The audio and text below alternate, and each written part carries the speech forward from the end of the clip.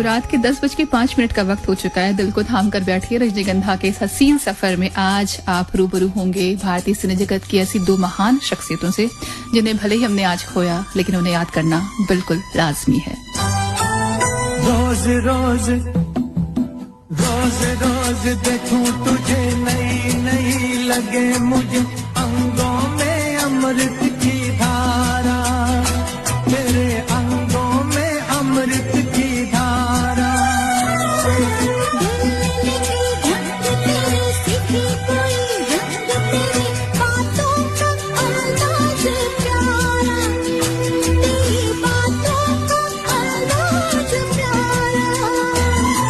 शरारत से चेहरा चमकने लगा क्यों, शरारत से चेहरा चमकने लगा क्यों। ये रंग लाई है संगत तुम्हारी, क्या देखते हो सूरत तुम्हारी।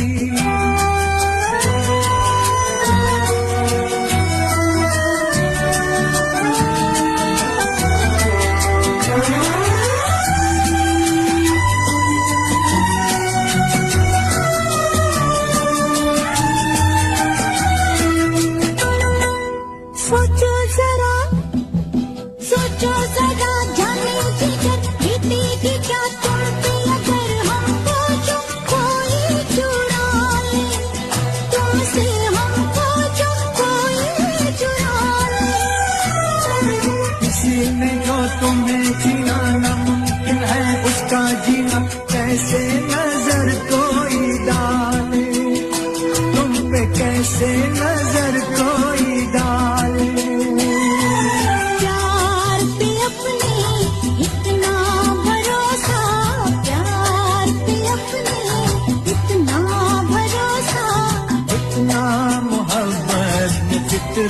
हमारी क्या देखते हो सूरत तुम्हारी, क्या चाहते हो चाहत तुम्हारी।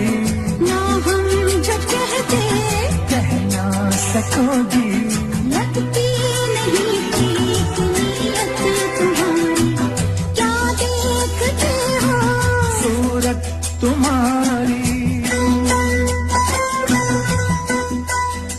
यकीन मानिए अगर आप इस गाने को सुनेंगे ना, तो मुझे नहीं लगता कि मुझे कुछ और भी उनके बारे में आपको बताने की जरूरत है, जिन्हें हम आज आपसे मिलवाने के लिए लाए हैं, आज जिन्हें हम याद कर रहे हैं रजनीगंधा के जरिए। आज के दिन हमने उन्हें खोया, लेकिन श्रद्धांजलि के तौर पर हम आज उनसे जुड़ी हुई चीजें तमाम आप तक पहुंचाने के लिए बिल्कुल आपके साथ हैं। बात जब आती है उनकी, तो ऐसा अगर ये कहा जाए कि सुंदर चेहरे मोरे के मालिक थे वो, तो कतई गलत नहीं होगा। और अगर ऐसे में वो किसी से कह दें कि हाँ तुम्हारी चाहत चाहिए, तो कोई भी इस बात से कतई इनकार नहीं करेगा कि हाँ आपकी चाहत की दरकार है। और ये शख्सियत कोई और नहीं बल्कि भारतीय सिने जगत का वो नाम जिन्हें हम जानते हैं फिरोज खान साहब के नाम से। आज के दिन उन्हें हमने खोया था, तो रेनबो के जरिए, रजनीगंधा के जरिए श्रद्धांजलि के तौर पर हम उन्हें याद करेंगे, लेकिन साथ में एक शख्सियत और भी हैं जिनका जिक्र हम आगे आपसे करेंगे। फिलहाल अभी ये गाना आप तक।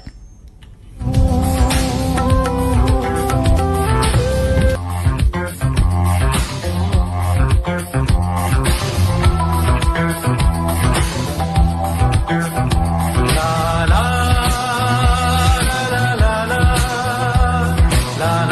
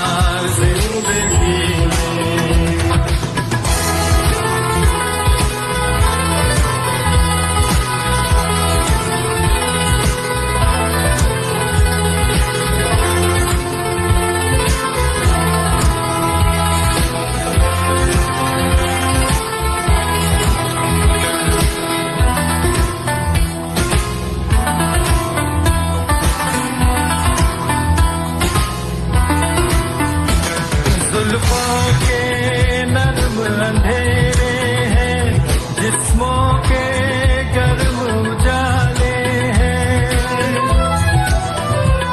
जुल्फों के नर्म अंधेरे हैं, जिस्मों के गर्म उजाले हैं, जीते जी हमको प्यार मिला, हम दोनों किस्मत वाले हैं, हम दोनों किस्मत वाले हैं।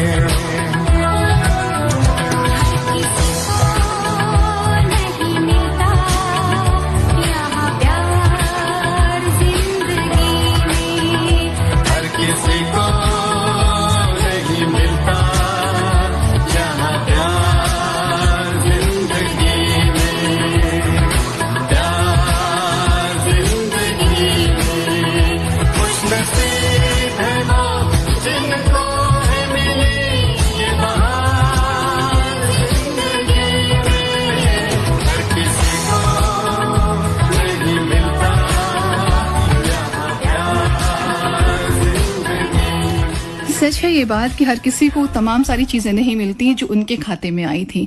राजसी अंदाज में उन्होंने अपनी जिंदगी को जिया और उसी राजसी अंदाज के साथ फिल्मों में भी जब भी कभी उनके अभिनय की बात आई, उन्होंने हमेशा उसी तर्ज पर अपनी शर्तों के हिसाब से अपनी जिंदगी को जिया।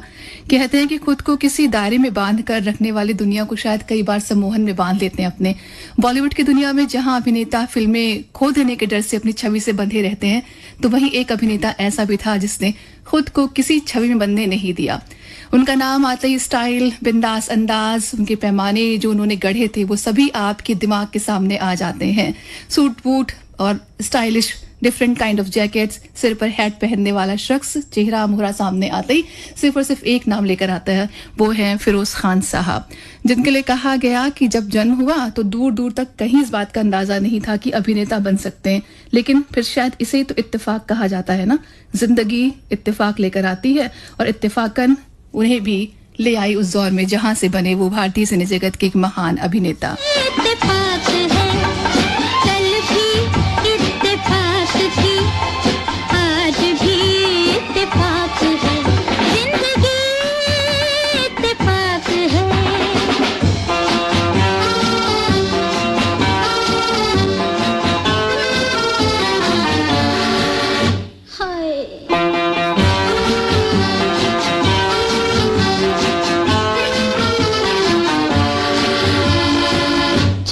पकड़ बढ़ाते हाथ, मांगो घटे न रात, जाने वफा तेरी कसम, कहते हैं दिल की बात हम, घर कोई मेल हो सके, आंखों का खेल हो सके, अपने को खुश नसीब जान, वक्त को मेहरबान मान, मिलते हैं दिल कभी कभी, वरना ही अजनबी सभी, मेरे हमदम मेरे मेहरबान, हर खुशी इत्तेफाक है, हर खुशी इत्तेफाक है, कल भी इत्तेफाक थी, आज भी इत्तेफाक है, जिंदगी इत्तेफाक है।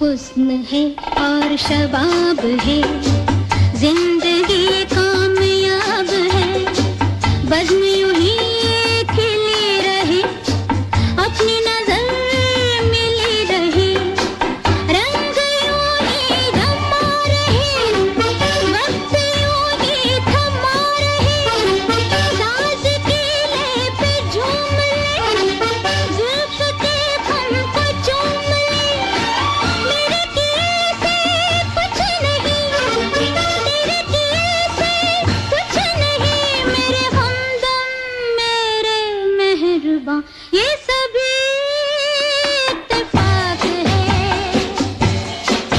ये सभी इत्तेफाक है। कल भी इत्तेफाक थी, आज भी इत्तेफाक है, जिंदगी इत्तेफाक है।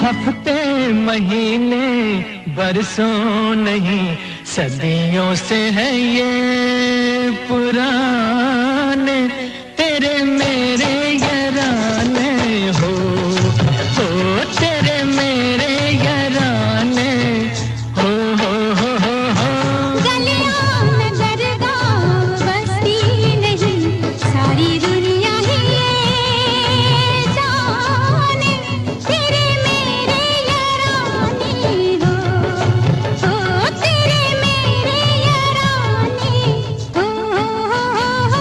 हफ्ते महीने बरसों नहीं सदियों से है ये पुराने तेरे मेरे याराने हो तेरे मेरे याराने हो।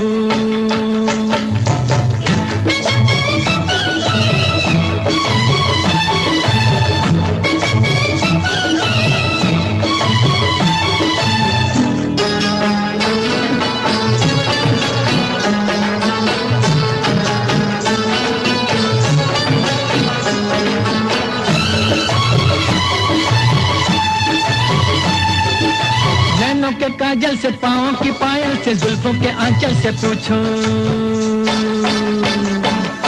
नैनों के काजल से पाँव की पायल से जुल्फों के आंचल से पूछो, अपनी अदाओं से इन गोरी बाहों से तिरछी निगाहों से पूछो, क्या मुझे हर जन्म में मिला साथ तेरा, बीते हैं कितने जमाने तेरे मेरे याराने हो तेरे मेरे याराने हो।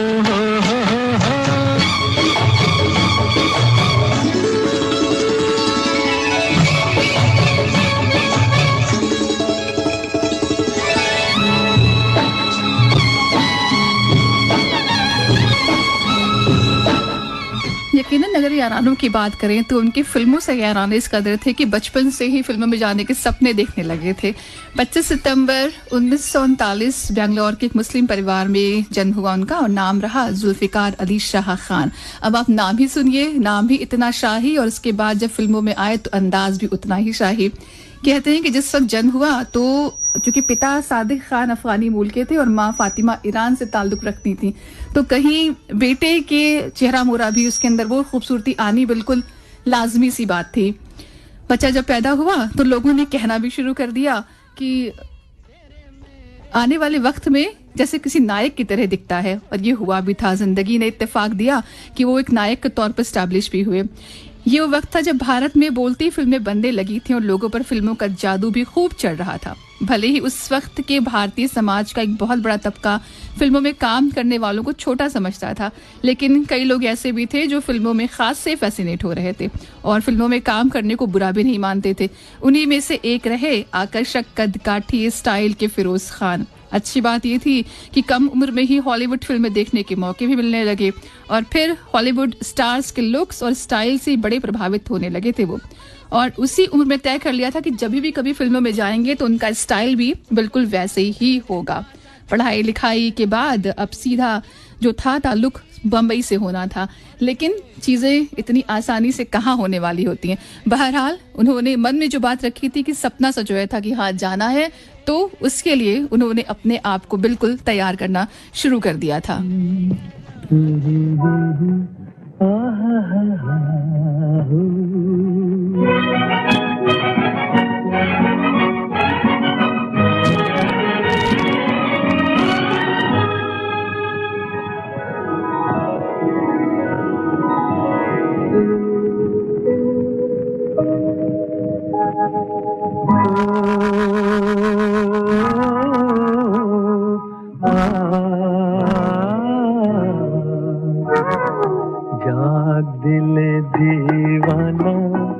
रुत जागी वसल यार की जाग दिले दीवाना रुत जागी वसल यार की बसी हुई जुल्फ में आई है सबा प्यार की जाग दिले दीवाना रुत जागी वसल यार की जाग दिले दीवाना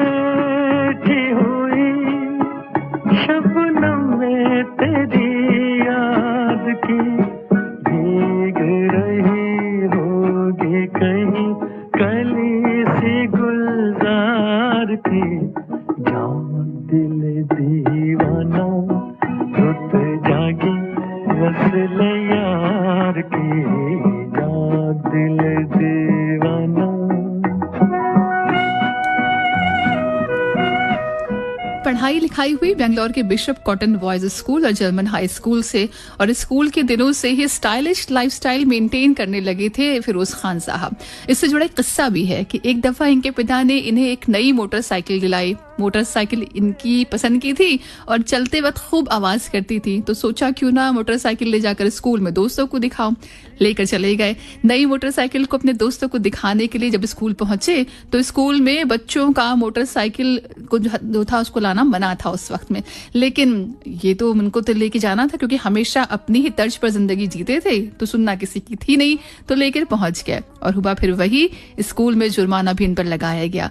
कम उम्र से ही कहते हैं कि जो शौक थे उनके उसको उन्होंने कभी नहीं रोका, और वो शौक जो उनका घोड़ों से था या फिर हाथियों से था उनकी आगे आने वाली फिल्मों में भी नजर आया था, जिसका जिक्र हम आपसे आगे जरूर करेंगे। लेकिन जैसे हर पिता चाहता है कि बेटा पढ़ लिख जाए, तो वैसे ही फिरोज खान साहब के पिता भी चाहते थे कि पढ़ लिख कर बैरिस्टर बन जाएं। लेकिन अभी तो कहानी कुछ और ही होने वाली थी ना, क्योंकि पिता चाहते थे कि बैरिस्टर बने, लेकिन शायद उनका मन चूंकि पढ़ाई लिखाई में था नहीं, पिता ने बैरिस्टर बनने के लिए लंदन भेजने की तैयारी भी शुरू कर दी थी। लेकिन बचपन से ही हीरो बनने का सपना देखने वाले फिरोज कहाँ मानने वाले थे उनकी इस बात को। उनको तो मुंबई जाना था और फिर वहां जाकर हीरो बनना था। लिहाजा अपनी उसी तर्ज पर उन्होंने बंबई जाने का फैसला कर लिया। और जब बंबई आए तो वही हुआ जो हमेशा होता है, किसी भी अभिनेता के अभिनेता बनने से पहले वाला जो संघर्ष है वो उन्हें यहाँ पर उठाना पड़ा। शुरुआती दौर के कुछ छोटे मोटे संघर्ष के बाद कुछ फिल्मों में छोटे मोटे सीन भी मिल गए और उसके बाद कहते हैं कि आ गया वो वक्त जब था 1956 जिसमें उनको एक फिल्म मिली जिसका नाम था हम सब चोर हैं। छोटा सा किरदार उसमें था, किरदार इतना छोटा था कि बस छोटे किरदार की तरह ही वो निकल भी गया, किसी ने बहुत नोटिस नहीं किया। फिर इसी जद्दोजहद में उन्हें बड़े सरकार, जमाना और दीदी जैसी फिल्मों में सेकंड लीड रोल में काम करने का मौका मिला और कुछ वक्त के बाद एक आध फिल्में ऐसी भी आई जिनमें बतौर अभिनेता भी अपीयर हुए। लेकिन अभी भी जरूरत थी एक ऐसी फिल्म की जो उनको थोड़ा सा नाम दिला सके, स्टैब्लिश कर सके। तो इसी दौर में आई ऊंचे लोग, उनके करियर की पहली हिट कहते हैं कि बतौर अगर अभिनेता देखें तो मानी जाती है, लेकिन अभी रुकना था, विराम था। सनसेट में नरगिस के साथ रात और दिन में दिखे और अब फिरोज खान के लिए इंडस्ट्री में वो रुतबा हासिल करने की जद्दोजहद और बढ़ गई थी जिसकी उन्हें ख्वाहिश थी। तो कैसे मिला उनको वो रुतबा, वो जद्दोजहद कैसे खत्म हुई, हम आपको आगे बताएंगे।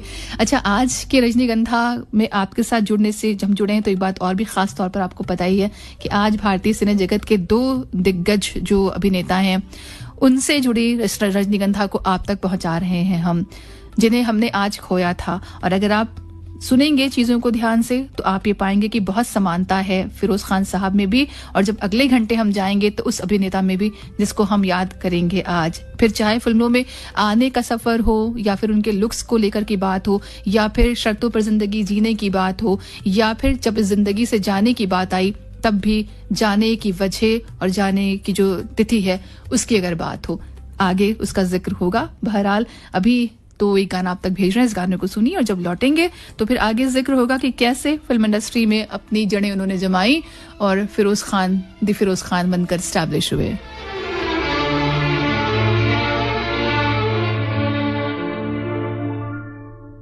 दिल की गिरह खोल दो, चुप न बैठो, कोई गीत गाओ।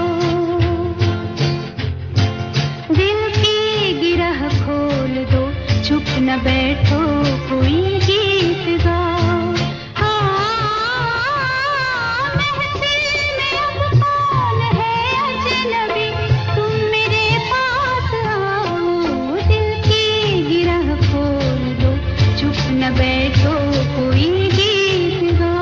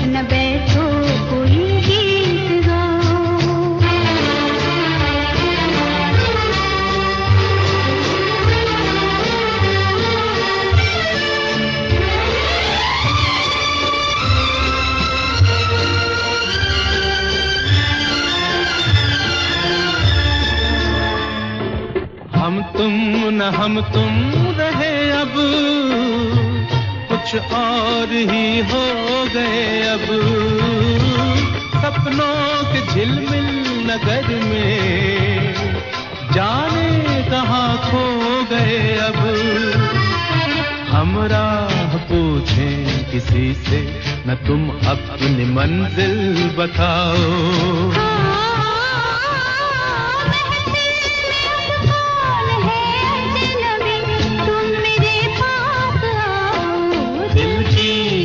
खोल दो, चुप न बैठो, कोई गीत गाओ।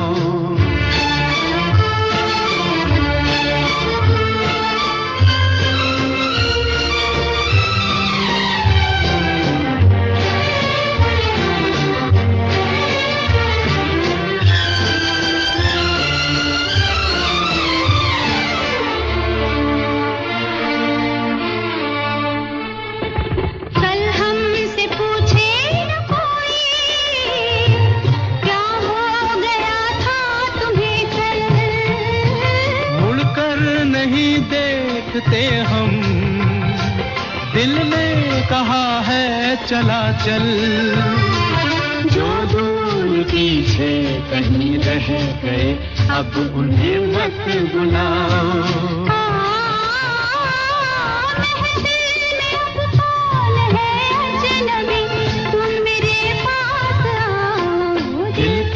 गिरह खोल दो, चुप न बैठो, कोई गीत गाओ। तो यकीनन उन गिरहों को खोलने की जरूरत थी जो कहीं उनकी जिंदगी के सफर को आगे बढ़ने में रुकावटें डाल रही थी। कुछ फिल्में मिल गई थी उनको जिन्हें वो करने लगे थे, और उन फिल्मों के जरिए अगर आप कहें देखें तो हाँ, एक अभिनेता के तौर पर थोड़ी बहुत पहचान उनको मिलने लगी थी। लेकिन अभी भी उन्हें दरकार थी, जरूरत थी एक ऐसी फिल्म की जिसकी उन्हें ख्वाहिश थी वो रुतबा उन्हें दिला सके। और इसी इंतजार में देखते देखते आ गया साल 1969, जब पर्दे पर रिलीज हुई फिल्म आदमी और इंसान, जिसे डायरेक्ट किया बी.आर. चोपड़ा साहब ने। अब बी.आर. चोपड़ा साहब जब उनकी फिल्में आती हैं तो हमेशा कुछ ना कुछ कमाल करती हैं, कुछ विशेष तौर पर कुछ उपलब्धियां देखी जाती हैं। जैसे अगर हम बात करें फिरोज खान साहब की, तो उनके लिए बेहद खास रही ये फिल्म। इस फिल्म में धर्मेंद्र जी के साथ साथ फिरोज खान साहब और फिर सायरा बानो, मुमताज जैसे अभिनेता और अभिनेत्रियां थीं। बावजूद उसके कहते हैं कि फिरोज खान साहब ने खुद को साबित करने में कोई कोर कसर नहीं छोड़ी। और इस बात का सबूत तब मिला जब film fair best supporting actor का अवार्ड उनकी झोली में गया। कहते हैं कि ये फिल्म वो फिल्म रही जिसने उन्हें भारतीय सिने जगत में अब एक अभिनेता के तौर पर पहचान दिलवानी शुरू कर दी थी, या यूं कहिए कि दिला ही दी थी। उसके बाद तो कहते हैं कि सफर, अपराध, खोटे सिक्के, धर्मात्मा, कुर्बानी, जाबाज, यलगार जैसी न जाने कितनी फिल्में उन्होंने आगे दी, जिनमें वो अभिनेता के तौर पर भी थे तो कुछ फिल्मों में निर्माता निर्देशक के तौर पर भी सुनाई पड़े, दिखाई पड़े। अच्छा, मैंने आपसे कहा था कि फिरोज खान साहब एक ऐसी शख्सियत रहे जो हमेशा अपनी शर्तों पर जिंदगी को जीते थे। तो जब लौटेंगे ना तो उसका भी हम आपसे जिक्र करेंगे, क्योंकि गाना जो हम आपको दे रहे हैं वो ये कहता है कि जो तुमको हो पसंद, लेकिन जब बात फिरोज खान साहब की आती है तो काम वो होता था जो उनको हो पसंद।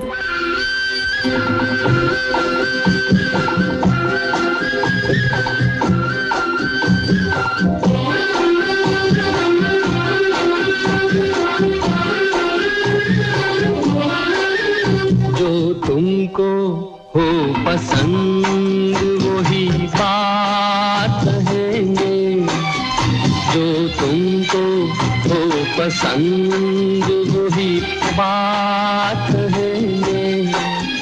तुम दिन को अगर रात हो रात कहेंगे, जो तुमको हो पसंद वही बात कहेंगे।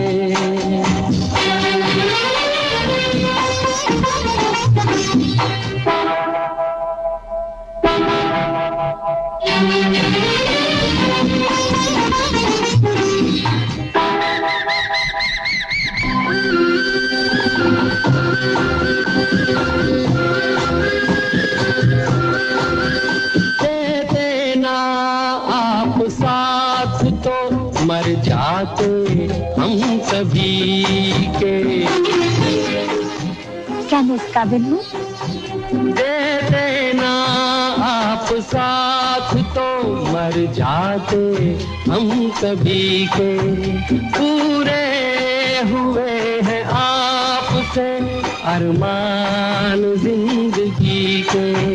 हम जिंदगी को आपकी, हम जिंदगी को आपकी, हम जिंदगी को आपकी सौगात कहेंगे।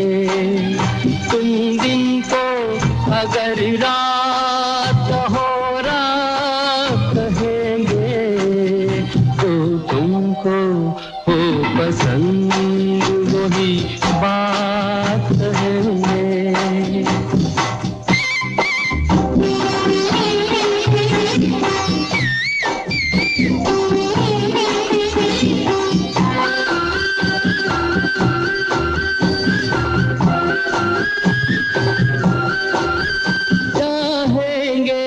निभाएंगे, सराहेंगे आप ही को। क्या इसे भी सच मान लूं? चाहेंगे निभाएंगे सराहेंगे आप ही को, आंखों में दम है जब तक देखेंगे आप ही को, अपनी जुबान से आपके, अपनी जुबान से आपके, अपनी जुबान से आपके जज्बात कहेंगे, तुम दिन को अगर रात हो रात कहेंगे, जो तुमको हो पसंद वही बात। तो भले इस गाने में वो ये कह रहे हैं कि जो तुमको हो पसंद वही बात करेंगे, लेकिन जब रियल लाइफ की बात आती है तो किस्से इससे बिल्कुल अलग हैं। फिल्म इंडस्ट्री में से कई प्रसंग और किस्से हैं जिनमें फिरोज खान साहब ने बेधड़क दिल की बात रखी। शेर भले ही बूढ़ा हो जाए वो घास नहीं खाता, इस अंदाज में फिरोज खान साहब ने अपनी आन बान शान हमेशा कायम रखी। और ये किस्सा आता है फिल्म 1976 में रिलीज हुई हेरा फेरी से। प्रकाश मेहरा साहब अपनी फिल्म बनाने जा रहे थे हेरा फेरी, जिसके लिए वो चाहते थे कि फिरोज खान साहब उसका हिस्सा बने, लेकिन उन्हें शायद ये नहीं पता था कि फिरोज खान साहब जो हैं वो रविवार के दिन शूटिंग नहीं करते हैं। प्रकाश मेहरा साहब गए फिरोज खान साहब के पास और उनसे कहा कि भाई मैं चाहता हूं आप इस फिल्म का हिस्सा बने, लेकिन फिरोज खान साहब ने इसमें काम करने से इनकार कर दिया क्योंकि रविवार को शूटिंग करने की शर्त रखी थी, जिसे फिरोज खान ने मानने से मना कर दिया था। और फिर कहते हैं कि इस फिल्म में फिरोज खान के लिए सोची गई भूमिका बाद में उन्हें मिली, जिनका जिक्र हम अभी अगले घंटे में करेंगे। कौन है वो, जब तक आप सोचिए, क्योंकि ये दो एक नाम आपस में ऐसे जुड़े हुए हैं ना कि जब भी कभी उनकी दोस्ती की बात हो, फिल्मी जिंदगी के सफर की बात हो, या फिर करियर की बात हो, या फिर कई बार निजी जिंदगी की बात हो, बहुत कुछ चीजें ऐसी हैं जो आपस में मिलती हैं।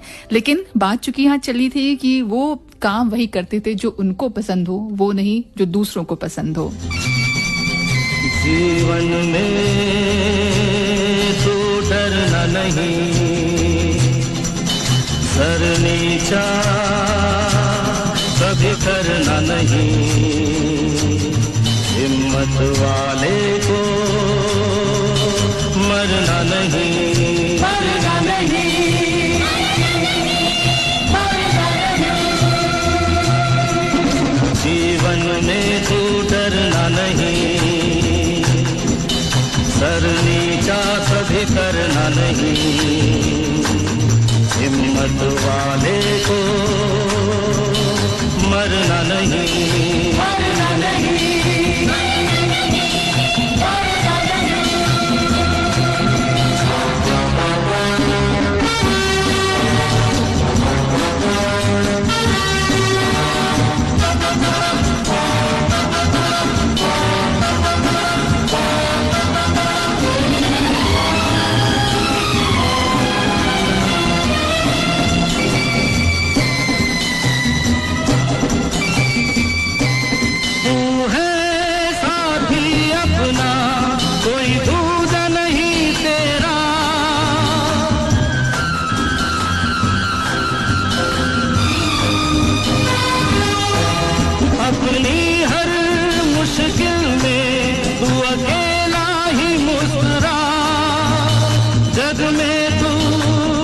सबसे बड़ा है दिल छोटा करना नहीं, करना नहीं, करना नहीं।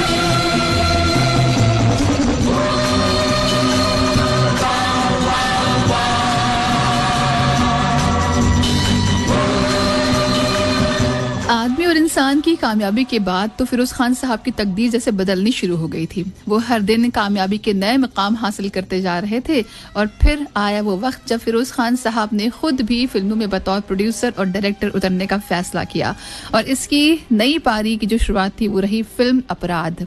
इस फिल्म में इन्होंने खुद को प्रोड्यूसर डायरेक्टर के तौर पर स्टैब्लिश किया और साथ ही फिल्म में हीरो भी यही बने। जीना है तो प्यारे तू लड़ना जिंदगी से,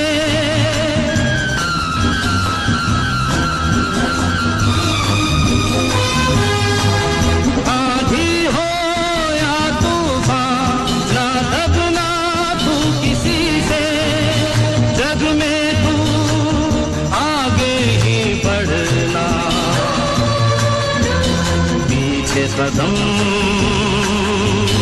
धरना नहीं। दोस्तों, अपराध फिल्म में इनकी हीरोइन बनी थी मुमताज और उनके साथ इनकी केमिस्ट्री लोगों को बड़ी पसंद आई थी। कहा जाता है कि अपने फिल्मी करियर की शुरुआत में फिरोज खान मुमताज को पसंद भी करने लगे थे और यही किस्सा मुमताज के साथ भी था, लेकिन किन्हीं वजहों से ये दोनों एक नहीं हो सके। हालांकि बाद के सालों में कहते हैं वो जान पहचान रिश्तेदारी में बदल गई। लेकिन अगर बात करें मुमताज और फिरोज खान साहब की इस फिल्म में, तो ये फिल्म भी खासा पसंद की गई और खासकर तब जब इस फिल्म के एक्सपेरिमेंट्स की बात आती है। पहली बार कहते हैं कि जर्मन कार का जो इस्तेमाल था इस फिल्म में दिखाया गया और ये भी फिरोज खान साहब की खूबियों में आता था, क्योंकि अक्सर अगर आप देखें उनकी फिल्मों को तो वो कुछ ना कुछ नया, कुछ ना कुछ इनोवेटिव करते ही रहते थे।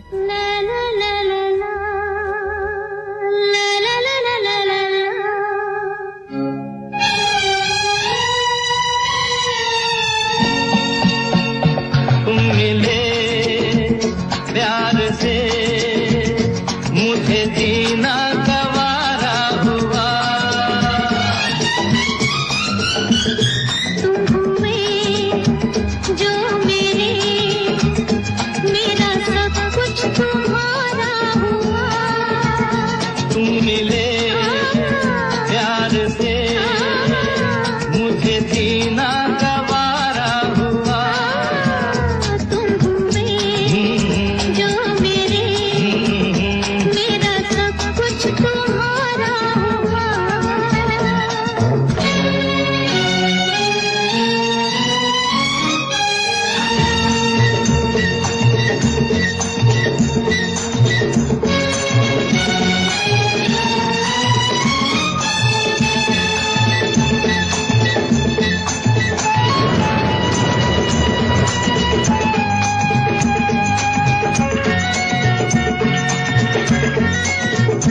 जिंदगी जोड़ दी मैंने तेरी जिंदगी से।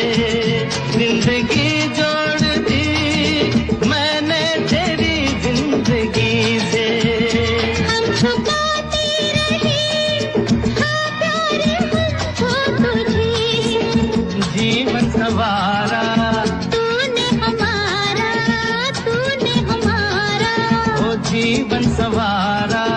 दुनिया से प्यारा तू हमें। तुम मिले प्यार से मुझे जीना गवारा हुआ। तुम हुए हो जो मेरे, हो मेरा सब कुछ तुम्हारा हुआ। अपराध फिल्म के जरिए प्रोडक्शन की दुनिया में भी कदम रख दिया था उन्होंने। फिल्म भी खासा पसंद की गई थी और फिर आया साल 1974 जब फिरोज खान साहब लेकर आए फिल्म धर्मात्मा। कहते हैं हिंदी सिनेमा के इतिहास में हमेशा के लिए अमर हो गई फिल्म धर्मात्मा। एक ऐसी भारतीय फिल्म जिसकी शूटिंग अफगानिस्तान में हुई, जिसमें बुजकशी के दृश्य भी शामिल रहे और जो घोड़ों पर खेला जाने वाला खेल होता है मध्य एशियाई खेल, जिसका जिक्र हमने आपसे शुरुआत में किया था कि घोड़ों से भी विशेष लगाव था, तो उसका इस्तेमाल इन्होंने यहाँ आकर इस फिल्म के दौरान किया। तभी मैंने कहा था कि कुछ इनोवेटिव, कुछ नया करने की हमेशा से उनकी आदत रही। ये जग सारा तुझ पे वारा, तुझ पे वारा। ये जग सारा प्यार से प्यारा तू हमें। कहते हैं इस फिल्म में हवाई शॉट भी शामिल रहे, जिसके लिए फिल्म के छायाकार कमल बोस को सर्वश्रेष्ठ छायाकार का फिल्म फेयर पुरस्कार मिला और ये फिल्म बॉक्स ऑफिस पर सफल रही और इसी वर्ष खान के करियर को नई ऊंचाइयों पर ले गई जब शोले और दीवार जैसी क्लासिक फिल्में रिलीज हुई। कहते हैं कि इस फिल्म में घुड़सवारी के काफी सारे दृश्य थे और इसीलिए फिरोज खान साहब का जो लगाव था घोड़ों से वो यहाँ आकर के दिखाई दिया था। अच्छा, 74 में आई इस फिल्म ने तो नो डाउट कहते हैं कि मील के पत्थर की तरीके से काम किया, लेकिन अगर बात करें उनकी कुछ ऐसी फिल्मों की तो यहाँ से भी किस्से आते हैं कि कुछ फिल्में जब उन्होंने प्रोड्यूस करी, उनको बनाया, तो कुछ ऐसी फिल्में भी रही जहां पर नोट गिनने की मशीन तक उनको लगानी पड़ी थी। वो फिल्म कौन सी थी उसका जिक्र हम करेंगे, लेकिन यहाँ नहीं, अगले घंटे करेंगे। लेकिन उसके लिए बस आप अभी हमारे साथ यहीं बने रहिए।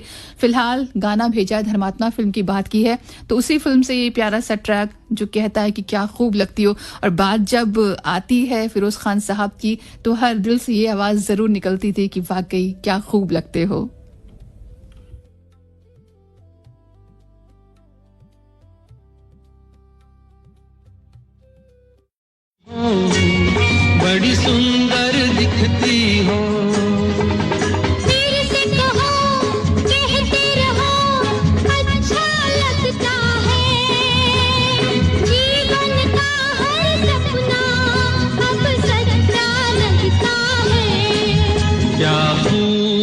लगती हो, बड़ी सुंदर दिखती हो, क्या खूब लगती हो, बड़ी सुंदर दिखती हो।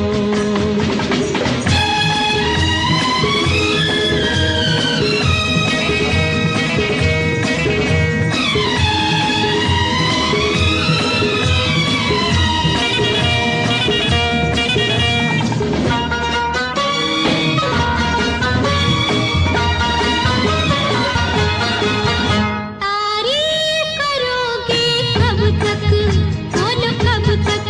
मेरे सीने में सांस रहेगी जब तक,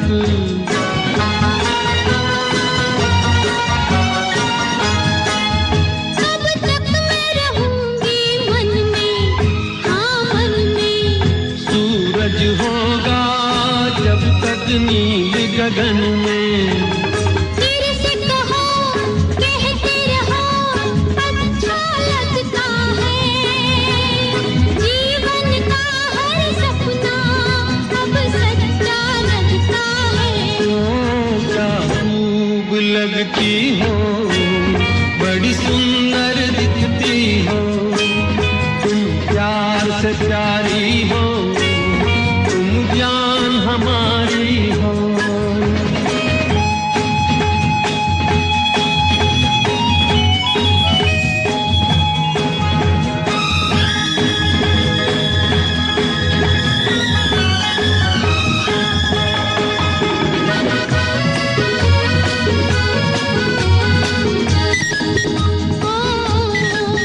ओ, खुश हो न मुझे तुम पाकर, मुझे पाकर।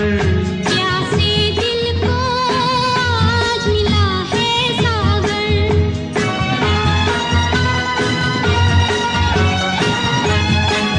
क्या दिल में है और तमन्ना, है तमन्ना। हर जीवन में तुम मेरे ही बनना। फिर से कहो, कहती रहो, अच्छा लगता है। जीवन का हर सपना अब सच्चा लगता है। ओ क्या खूब वैसे ही बात बिल्कुल सच है। अगर आप शिद्दत से सपनों को देखते हैं तो एक वक्त ऐसा आता है कि जब आपके वही सपने वाकई सच हो जाते हैं। फिरोज खान साहब के साथ भी ऐसा था, बचपन से ही हीरो बनने के सपने देखे थे और फिर एक वक्त ऐसा आया कि हीरो भी बने और निर्माता निर्देशक के तौर पर भी खुद को स्टैब्लिश किया। हालांकि कोई फॉर्मल ट्रेनिंग उन्होंने अभिनय की नहीं ली थी, फिर भी उन्हें पता था कि कैमरे के सामने कैसे खुद को लाना है। हॉलीवुड अभिनेता क्लिंट ईस्टवुड से इतने ज्यादा प्रभावित थे कि 70 के दशक में उन्होंने उसी अंदाज को अपने अभिनय की शैली में उतार दिया था। फिर चाहे फिल्म आप अगर देखें खोटा सिक्का हो, काला सोना हो, या इस तरह की जितनी भी फिल्में जहां उनका एक अलग अंदाज नजर आता है, जहां वो काऊ बॉय स्टाइल में हैट पहनकर दिखाई पड़ते थे, चबा चबा कर संवाद बोलने की उनकी अदायगी हो, सब कुछ उन्हें बिल्कुल अलग एकदम डिफरेंट करती थी। बॉलीवुड में लेडी किलर के नाम से मशहूर रहे फिरोज खान, जिन्होंने 4 दशक लंबे सिने करियर में लगभग 60 फिल्मों में अभिनय किया। अगर हम उनकी कुछ विशेष फिल्मों की बात करें तो सफर, मेला, खोटे सिक्के, गीता मेरा नाम, काला सोना, शंकर शंभू, नागिन, चुनौती, कुर्बानी, तमाम सारी ऐसी फिल्में हैं जो उनके एक बेहतरीन अभिनय की जो प्रक्रिया है उसको दर्शाती हैं, एक अभिनेता के तौर पर उन्हें बताती हैं। साथ ही अगर हम ये भी देखें, जैसा कि मैंने आपसे पहले जिक्र किया था कि हमेशा कुछ इनोवेटिव स्टाइल रखते थे वो। फिल्म निर्माण और निर्देशन के क्रम में हिंदी फिल्मों में कुछ नई बातों का आगाज भी करने के लिए पहल करते थे। फिर चाहे वो अपराध फिल्म हो, उनकी फिल्म जिसमें भारत की पहली फिल्म के तौर पर जिसे देखा गया, जिसमें जर्मनी में कार रेस दिखाई गई, तो वहीं धर्मात्मा की शूटिंग के लिए अफगानिस्तान के खूबसूरत लोकेशंस पर गए वो। और कहा जाता है कि इससे पहले कोई फिल्म अफगानिस्तान में शूट नहीं हुई थी, ये उनकी पहली फिल्म थी जिसके लिए उन्होंने कुछ इनोवेशन किया। इससे पहले किसी भी फिल्म का वहां फिल्मांकन नहीं किया गया था। और अपने करियर की सबसे हिट फिल्म कुर्बानी की अगर बात करें तो कुर्बानी से फिरोज खान साहब ने पाकिस्तान की पॉप गायिका नाजिया हसन को भी संगीत के करियर की शुरुआत करने का मौका दिया, जो अगेन उनके कुछ इनोवेटिव जो स्टाइल है उसको दर्शाता है।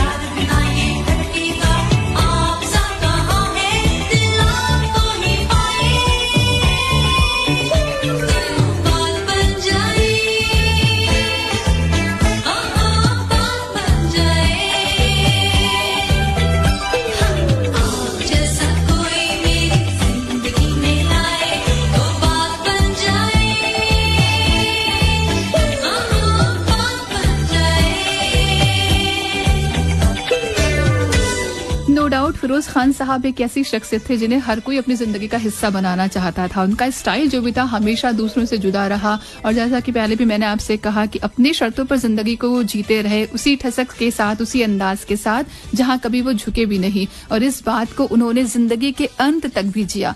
कहते हैं आखिरी वक्त में कैंसर जैसी बीमारी से वो पीड़ित हो गए थे, लेकिन बावजूद उसके अगर हम उनकी आखिरी फिल्म वेलकम को देखें तो आप कहीं से इस बात का अंदाजा नहीं लगा सकते कि हाँ उन्हें कुछ ऐसी बीमारी थी या रही होगी।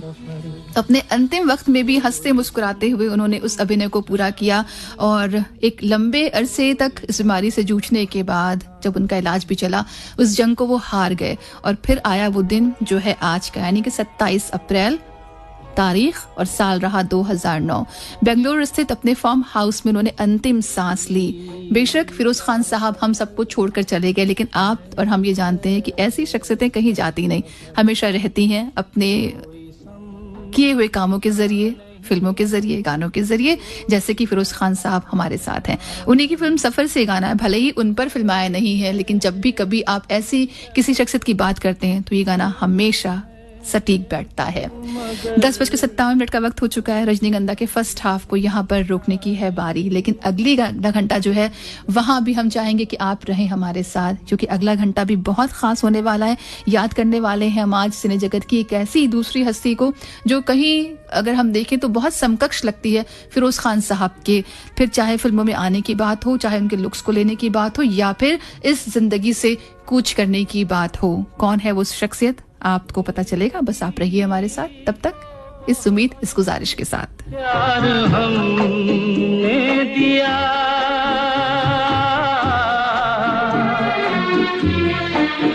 मौत से भी मोहब्बत निभाएंगे हम, रोते रोते जमाने में आए मगर हंसते हंसते जमाने से जाए। यकीनन फिरोज खान साहब ने कुछ ऐसे ही अपनी जिंदगी का जो अंत था उसको किया, हंसते हंसते जिंदगी से विदा ली। तो आज रजनीगंधा के फर्स्ट हाफ को फिरोज खान साहब को श्रद्धांजलि के तौर पर हम यही रोकते हैं, लेकिन अगले घंटे भी हमें रहेगा आपका इंतजार। खबर कोई समझा नहीं, कोई जाना नहीं,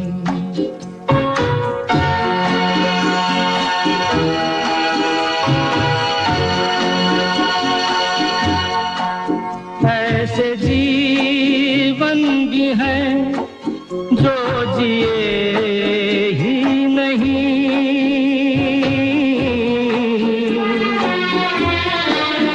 जिनको जीने से पहले ही मौत आ गई। फूल ऐसे भी हैं जो खिले ही नहीं, जिनको खिलने से।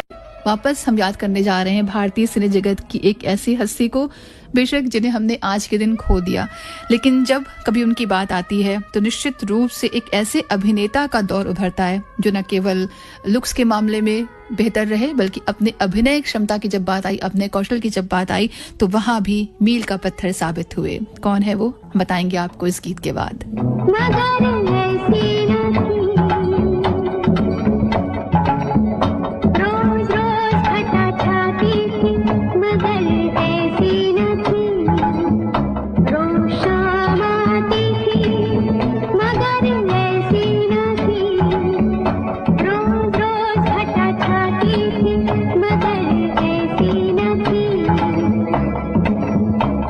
Yeah!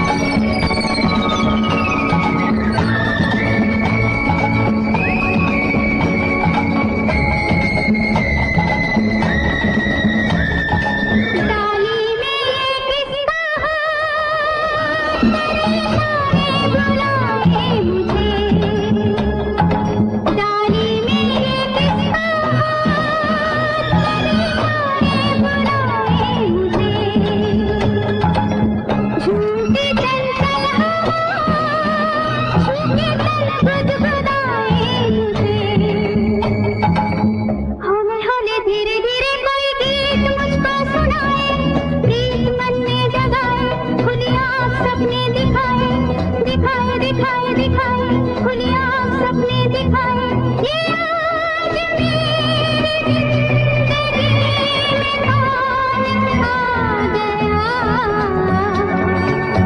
रोशनाती थी मगर ऐसी न थी रोज रोज हटा चाहती थी मगर ऐसी न थी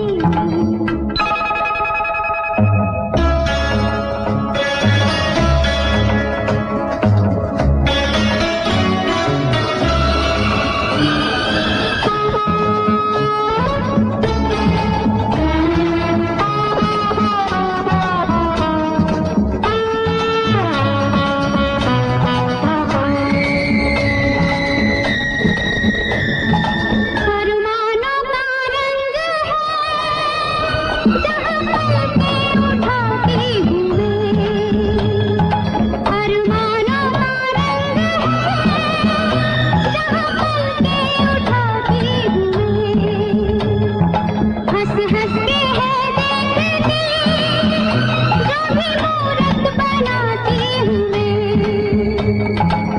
जैसे कोई मुझे छेड़े जिस ओर भी जाती हूँ मैं जगमगाती हूँ मैं दीवानी हुई जाती हूँ मैं दीवानी दीवानी दीवानी दीवानी हुई जाती हूँ मैं ये आज मेरी जिंदगी में कौन आ गया रोशनाती थी मगर ऐसी न थी रोज रोज हटा चाहती थी मगर ऐसी न थी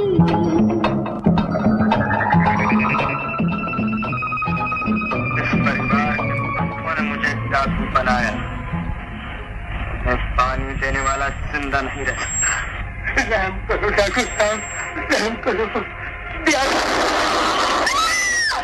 अंजू बेटी मेरे बंदूक लाओ बच्चे को अलग करो इस बच्चे का क्या कुछ है ये उस वंश में पैदा हुआ है जिसने जब्बर सिंह से दुश्मनी मोल ली नहीं अलग करो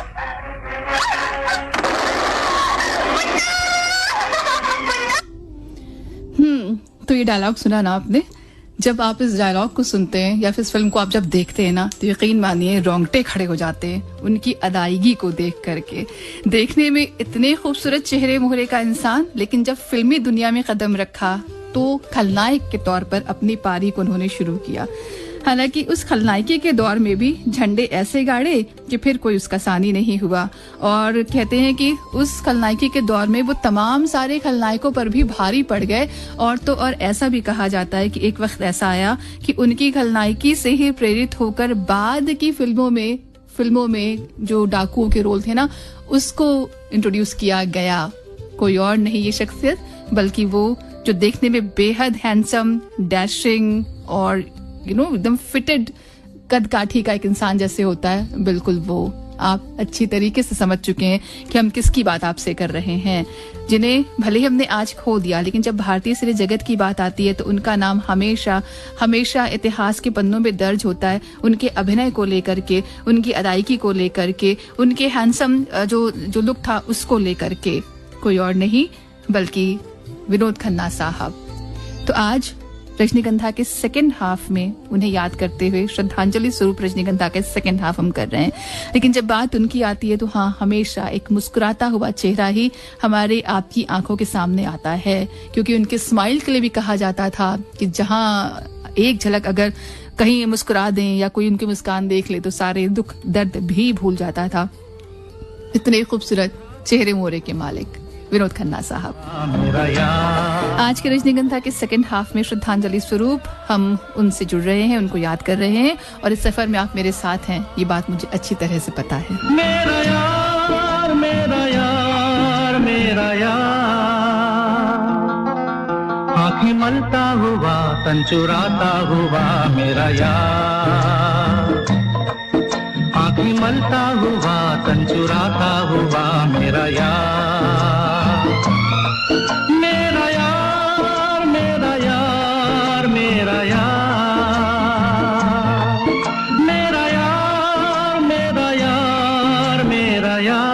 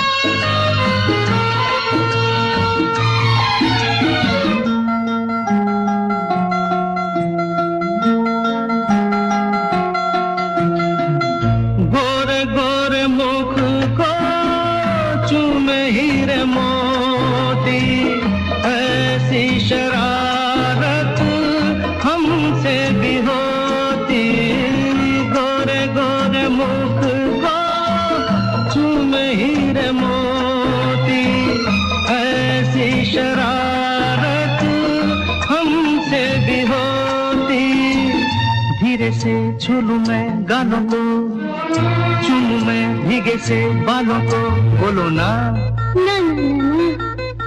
ना ना करता हुआ जग से डरता हुआ मेरा यार, ना ना करता हुआ जग से डरता हुआ मेरा यार, मेरा यार मेरा यार मेरा यार,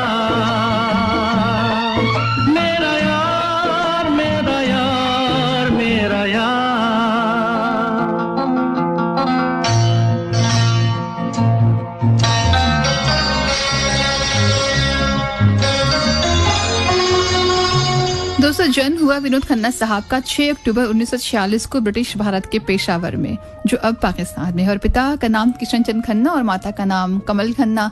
पिता एक बड़े व्यापारी थे जिनका कारोबार कपड़ा, डाई और रसायन बाजारों में फैला हुआ था। और कहते हैं कि जन्म के कुछ समय बाद ही जब भारत का विभाजन हो गया तो उनके पिता अपने पूरे परिवार के साथ मुंबई में आकर बस गए थे। विनोद खन्ना साहब को भी लेकर के पूरे परिवार के साथ आ गए थे।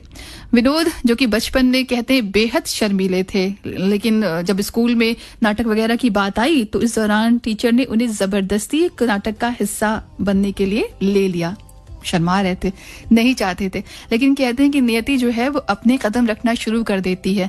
यहीं से आप मान लीजिए कि शायद नियति ने सोच लिया था कि आने वाले वक्त में जिस क्षेत्र में ये जाएंगे यहाँ से शुरुआत हो जानी चाहिए। बहरहाल उस नाटक में टीचर द्वारा उनको ले लिया गया था और यहीं से एक्टिंग की तरफ से उनका रुझान शुरू हो गया। बोर्डिंग स्कूल में पढ़ाई के दौरान विनोद खन्ना ने 16वां साल और मुगले आजम जैसी फिल्में देखी और उन फिल्मों ने उन पर कहते हैं इतना गहरा असर छोड़ा कि हीरो बनने के लिए बिल्कुल बेताब हो गए थे। और फिर हुआ वही, मुंबई की तरफ रुख कर लिया। और चूंकि सिडन होम कॉलेज में पढ़ रहे थे उस वक्त, और साथ में जब उनकी जो लड़कियां थी साथ में पढ़ने वाली, उकसाती थी उनको अक्सर कि इतनी शानदार पर्सनैलिटी है तुम्हारी, फिल्मों में ट्राई क्यों नहीं करते। अगर आप फर्स्ट हाफ की बात करें तो ऐसा कुछ फिरोज खान साहब के साथ भी हुआ था। लोग उनसे कहते थे कि इतनी अच्छी कदकाठी है तुम्हारी, तुम फिल्मों के लिए ट्राई क्यों नहीं करते। बचपन से वो सपने देखते थे फिल्मों में आने के। हालांकि यहाँ तो थोड़ा वक्त के बाद एक रुझान हुआ, लेकिन तरीका शायद वही हो गया कि लोगों ने उकसाया कि भाई जाओ, फिल्मों की तरफ जाओ, अपना कुछ वहाँ शोहरत हासिल करो, महारत दिखाओ। बहरहाल मन बनने लगा था और सोच लिया था कि हाँ अब तो फिल्मों में ही जाना है। हालांकि ज्यादा कुछ पास था नहीं, किसी से जान पहचान नहीं थी सिवाय अच्छी शक्ल सूरत और आकर्षक कद काठी के। लेकिन कोई बात नहीं, जिसने जो ठान लेता है कुछ भी करने के लिए वो फिर आगे चलता है। तो बस उन्होंने भी अपना बैग तैयार किया और चल दिए कहाँ, बम्बई की तरफ।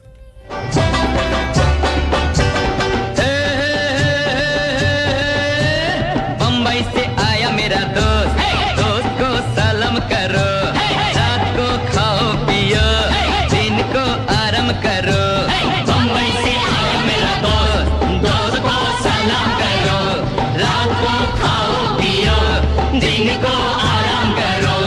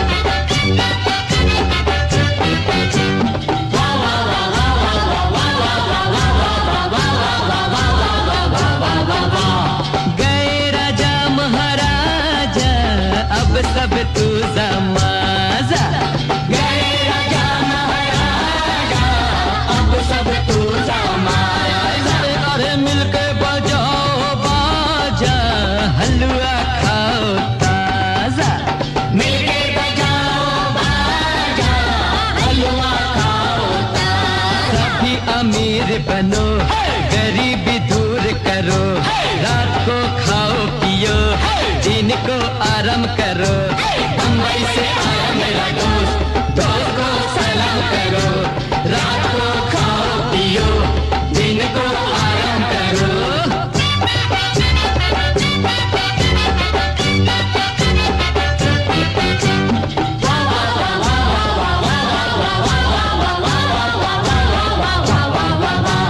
अपना कोई हो कल का, न कोई पैसे वाला, अपना कोई हो कल का, न कोई पैसे वाला।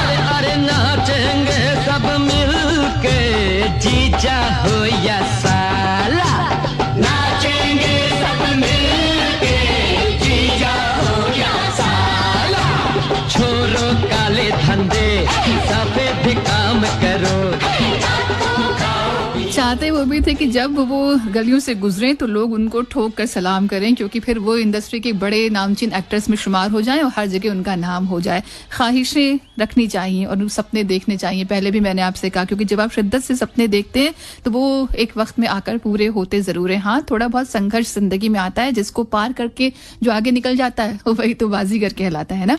विनोद खन्ना साहब की अगर बात करें तो हिंदी फिल्म इंडस्ट्री के हैंडसम एक्टर्स में शुमार होते हैं, गिने जाते हैं। ठीक वैसे ही जैसे फिरोज खान साहब को माना जाता था कि इंडियन फिल्म इंडस्ट्री के खासा हैंडसम एक्टर हैं, वैसे ही विनोद खन्ना साहब को भी उसी श्रेणी में, उसी कैटेगरी में रखा जाता था, गिना जाता था।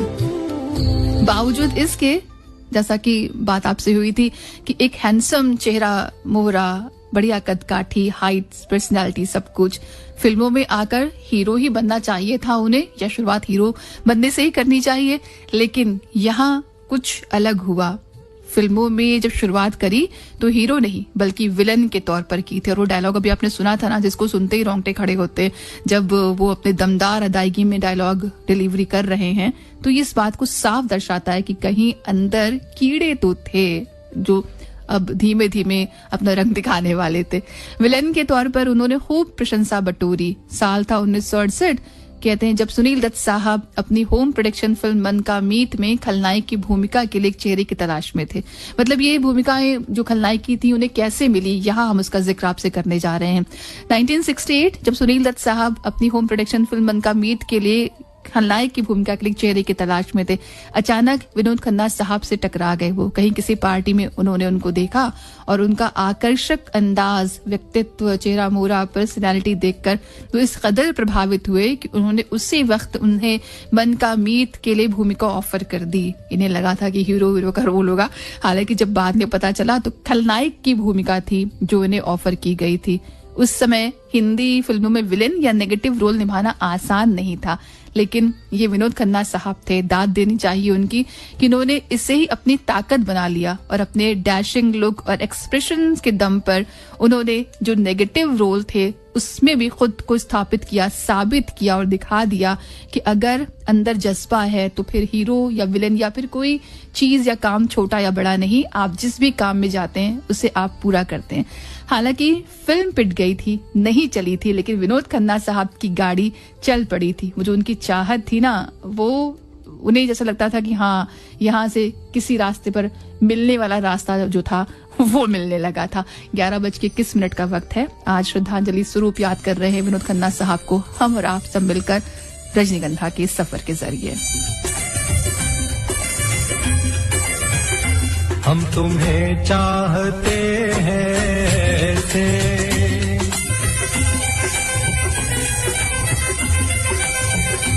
हम तुम्हें चाहते हैं ऐसे, मरने वाला कोई, मरने वाला कोई जिंदगी चाहता हो जैसे, हम तुम्हें चाहते हैं ऐसे।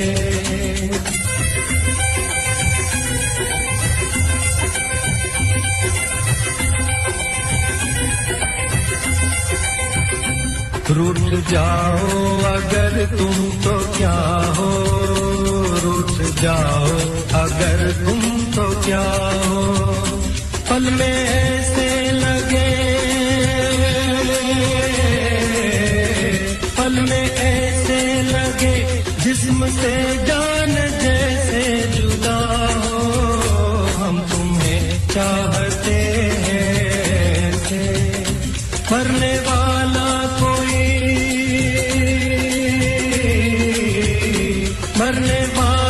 कोई जिंदगी चाहता हो जैसे हम तुम्हें चाहते हैं ऐसे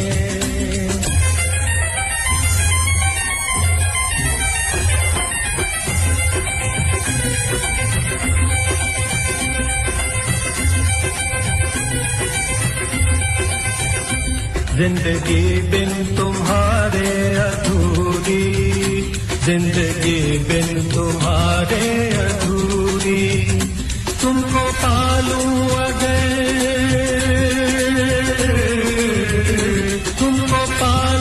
अगर हर कमी मेरी हो जाए पूरी जिंदगी बिन तुम्हारे अधूरी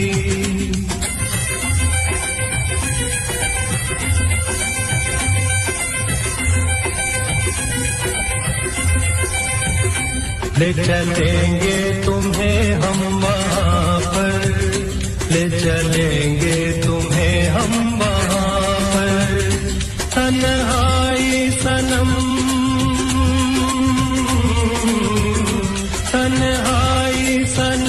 शहनाई बन जाए जहाँ पर हम तुम्हें चाहते हैं ऐसे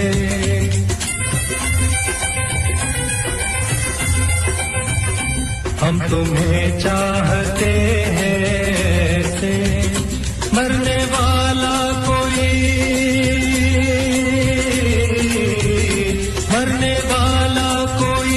जिंदगी चाहता हो जैसे हम तुम्हें चाहते हैं। विनोद खन्ना साहब के लिए तो जैसे यही वाली बात थी कि वो फिल्मी दुनिया का जो सफर था उसको वैसे ही चाहते थे जैसे कोई जिंदगी चाहता हो। अब ऐसा क्यों था ये आगे बताएंगे, क्योंकि एक वक्त ऐसा भी आया था जब पिता ने बंदूक तान दी थी उनके सामने और उन्हें अब साबित करके दिखाना था कि जिंदगी की तरह ही फिल्मी दुनिया को वो चाहते हैं। अच्छा, फिलहाल मन का मीत उन्हें मिली जब फिल्म तो एक खलनायक की भूमिका के तौर पर मिली और उसको उन्होंने निभाया भी।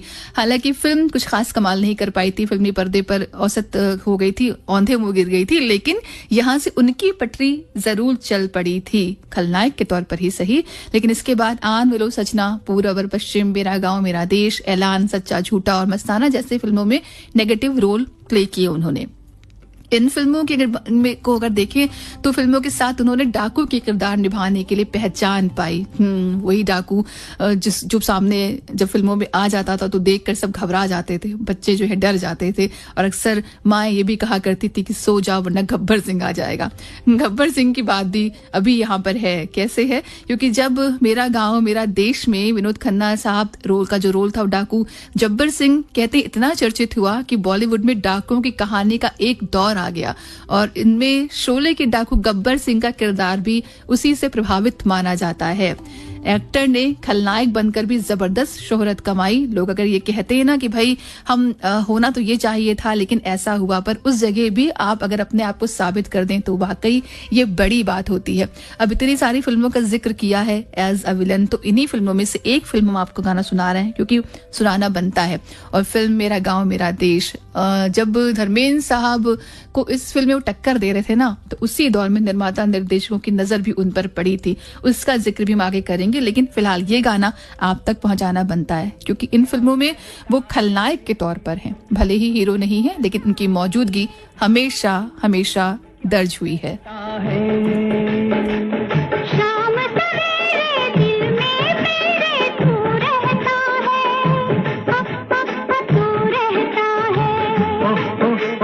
कहती है ये बदली, क्या कहती है?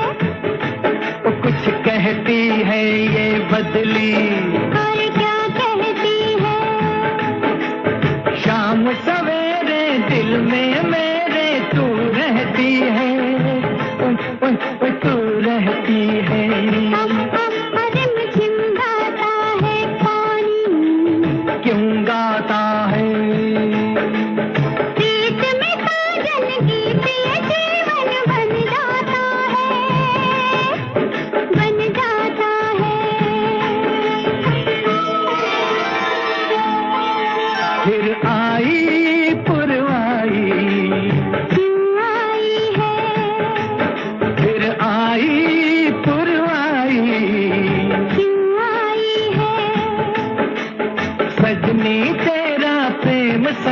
सा ये लाई है। भीगी भीगी रातों में क्या होता है? भीगी भीगी रातों में क्या होता है? नींद न आए हमको हाय जग सोता है, जग सोता है।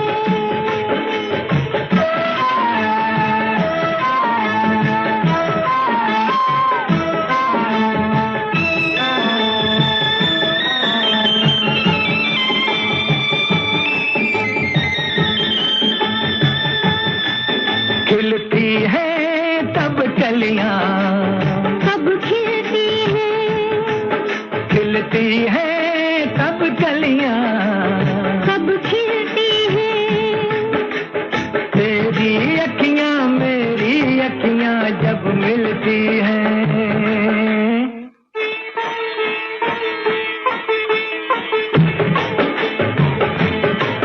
थम थम बजती है पायल, कब बजती है? थम थम बजती है पायल। कब बजती है? प्रेम के पथ पर रूप पधाकर जब लगती है, हाँ, जब लगती है।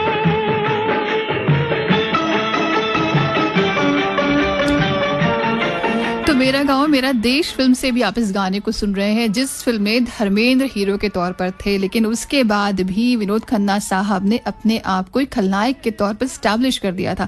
ऐसा स्टैब्लिश किया कि अब निर्माता निर्देशकों की नजर भी उन पर पड़ने लगी थी। उस किस्से का जिक्र हम अभी आपसे करेंगे, लेकिन अपनी वो जिंदगी और मौत की जो बात थी ना, उसके बारे में जानना भी जरूरी है। कहते हैं मन की मीत शूटिंग शुरू करने से पहले का ये वाकया है, जिसको आपको जानना बेहद जरूरी है। जब सुनील दत्त साहब ने उन्हें ऑफर किया मन की मीत फिल्म के लिए, तो ये बात सुनकर विनोद खन्ना साहब तो जाहिर सी बात है उन्हें खुश होना ही था।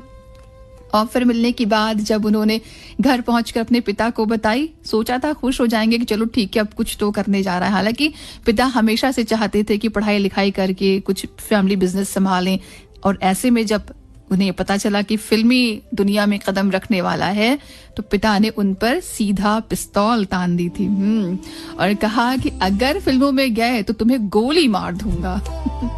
अब तो जैसे जीने मरने का सवाल, पिता का इतना गुस्सा और ये कहना कि गोली मार दूंगा क्या ही होगा।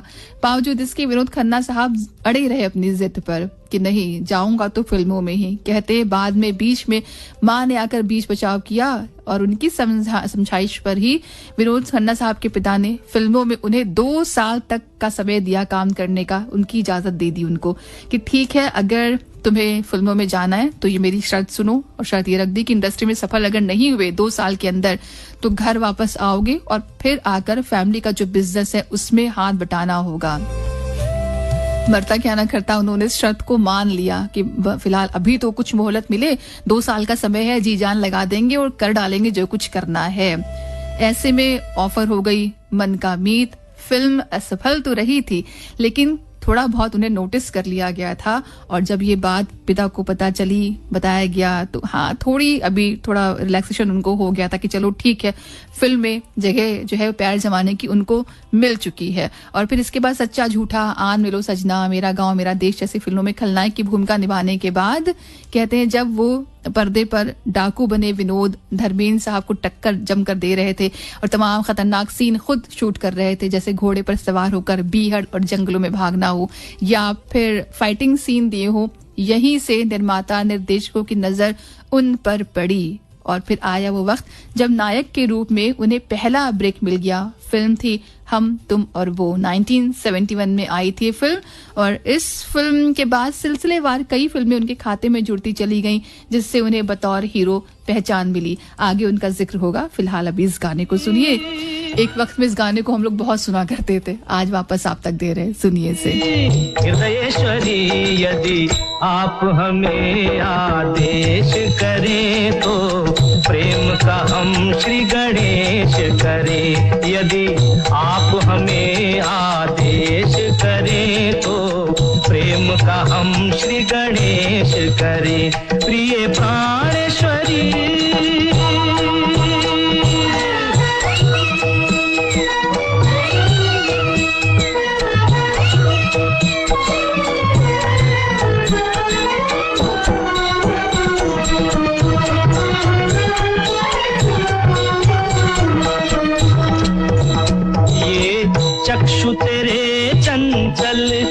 चंचल ये चक्षु तेरे चंचल चंचल ये कुंतल भी श्यामल श्यामल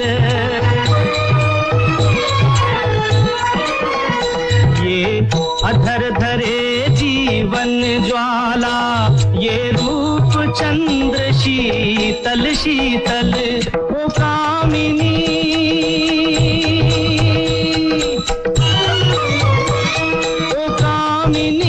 प्रेम विशेष करें यदि आप हमें आदेश करें तो प्रेम का हम श्री गणेश करें यदि आप हमें आदेश करें तो प्रेम का हम श्री गणेश करें प्रिय प्राणेश्वरी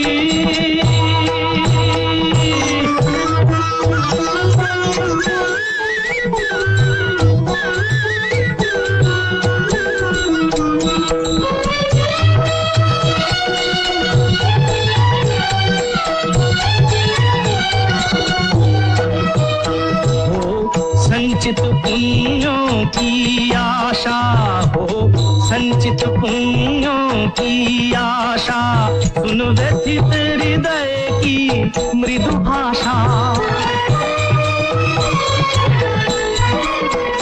सर्वस्व समर्पण कर दे हम करो पूर्ण हमारी अभिलाषा गजगामिनी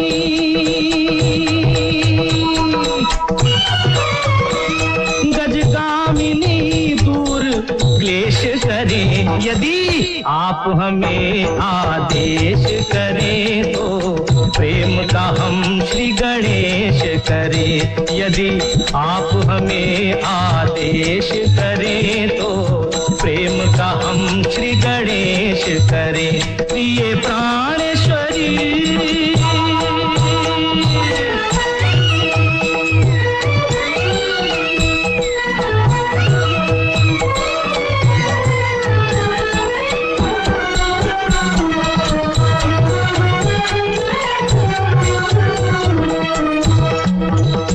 हम भ्रमर नहीं इस यौवन के हम भ्रमर नहीं इस यौवन के हम याचक हैं मन उपवन के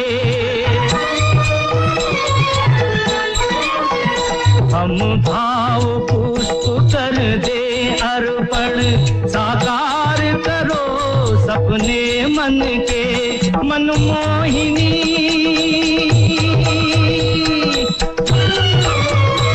मनमोहिनी मन में प्रवेश करें यदि आप हमें आदेश करें तो प्रेम का हम अच्छा, पिता खुश थे कि फिल्में चल पड़ी हैं और इधर विनोद खन्ना साहब इसलिए खुश थे कि उनके प्राण बच गए थे, क्योंकि फिल्में जो हैं चल गई थी। क्योंकि जिस तरीके से शुरुआत हुई थी फिल्म फ्लॉप हो गई थी, लगा था कि पता नहीं क्या होगा, लेकिन 2 साल का समय था, उस साल में अपने आप को स्टैब्लिश करना था। तो कुल मिलाकर पिता भी खुश थे, विनोद खन्ना साहब की जान भी जो है बच गई थी। अच्छा, फिल्म जब ये रिलीज हुई हम तुम और वो, कहते हैं उसके बाद से अब लोगों की नजर में आने लगे थे। हालांकि इसके पहले खलनायक का जो एक टैग उन पर लगा हुआ था वो भी साथ साथ चल रहा था। उस दौर में एक्टर्स पर स्टीरियोटाइप होने का भी ठप्पा लग जाता था कि अगर एक बार खलनायक बन गए तो निर्माता हमेशा ही खलनायक वाले रोल ही ऑफर करते रहेंगे। वो तो भला हो गुलजार साहब का कि जिन्हें विनोद खन्ना साहब में एक डैशिंग हीरो नजर आ गया और फिर उन्होंने उन्हें अपनी फिल्म मेरे अपने और अचानक में लीड रोल दे दिया, उन्हें साइन कर लिया। कहते हैं कि इन दोनों ही फिल्मों ने उनकी परफॉर्मेंस को खूब सराहा गया, उनको काफी पसंद किया गया, इतना पसंद किया गया कि भाई फिर तो विनोद खन्ना साहब का नाम हर तरफ होने लगा।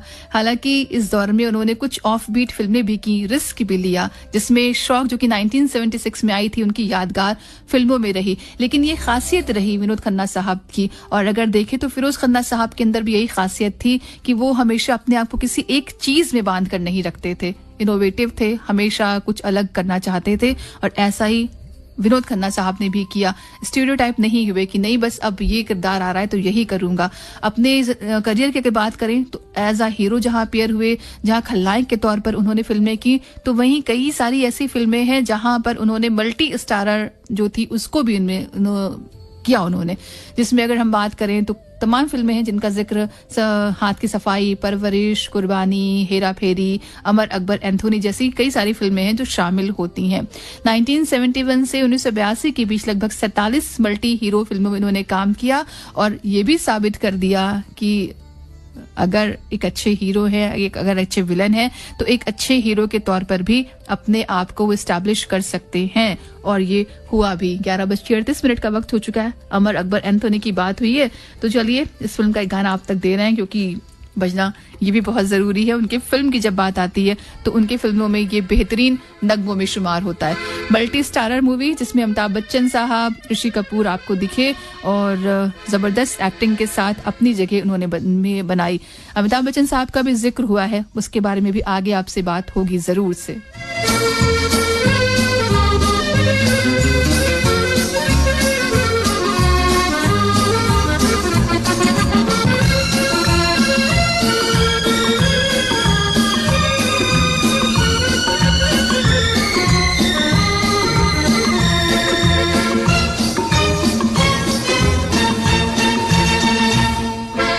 अनहोनी को होनी कर दे, होनी को अनहोनी, अनहोनी को होनी कर दे, होनी को अनहोनी। एक जगह जब जमा हो तीनों, अमर अकबर एंथोनी, अमर अकबर एंथोनी। अनहोनी को होनी कर दे, होनी को अनहोनी, अनहोनी को होनी कर दे, होनी को अनहोनी। एक जगह जब जमा हो तीनों, अमर अकबर एंथोनी, अमर अकबर एंथोनी।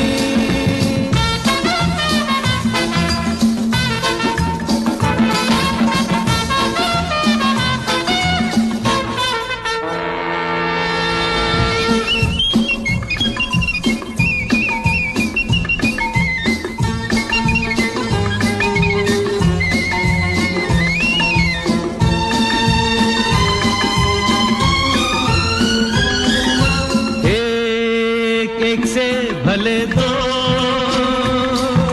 दो दो से भले तीन, दूल्हा दुल्हन साथ नहीं, बाजा है बारात नहीं। और दूल्हा दुल्हन साथ नहीं, बाजा है बारात नहीं। कुछ डरने की बात नहीं, ये मिलन की रेना है, कोई गम की रात नहीं। यारो हंसो बना रखी है क्यों ये सूरत रोनी, यारो हंसो बना रखी है क्यों ये सूरत रोनी। एक जगह जब जमा हो तीनों, अमर अकबर एंथोनी, अमर अकबर एंथोनी।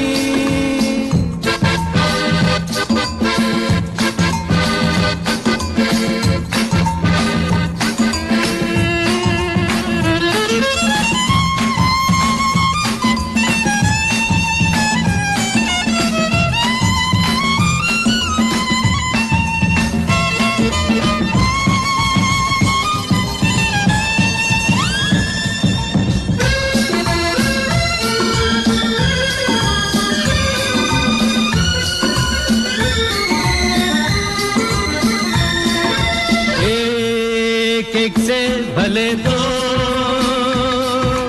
दो दो से भले तीन। शम्मा के परवानों को, इस घर के मेहमानों को, शम्मा के परवानों को,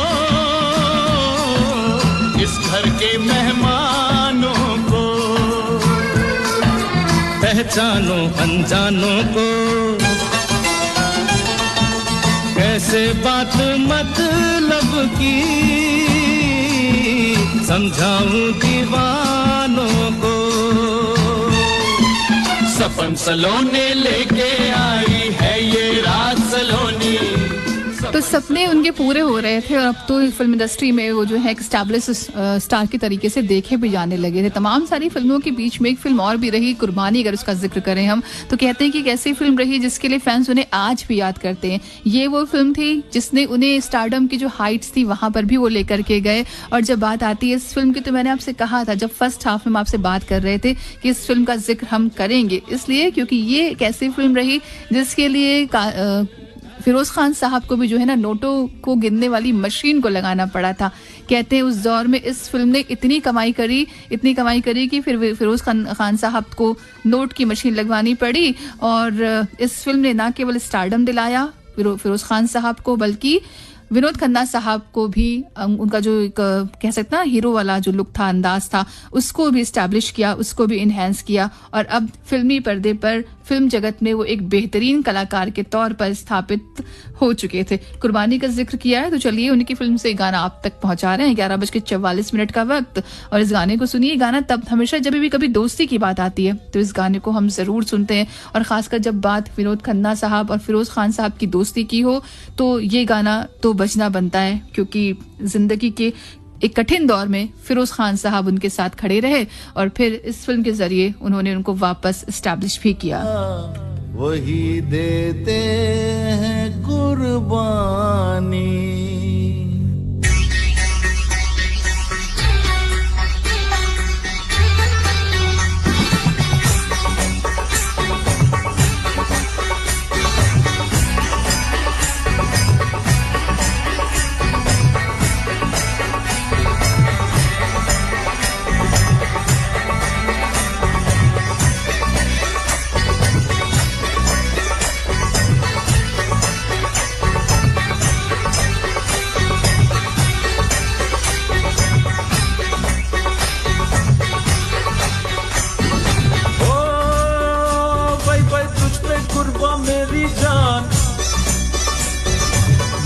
दिल मेरा ईमान, तुझ पे कुर्बा मेरी जान, मेरा दिल मेरा ईमान। यारी मेरी कहती है यार पे कर दे सब कुर्बान। कुर्बानी कुर्बानी कुर्बानी अल्लाह को प्यारी है कुर्बानी। कुर्बानी कुर्बानी कुर्बानी अल्लाह को प्यारी है कुर्बानी।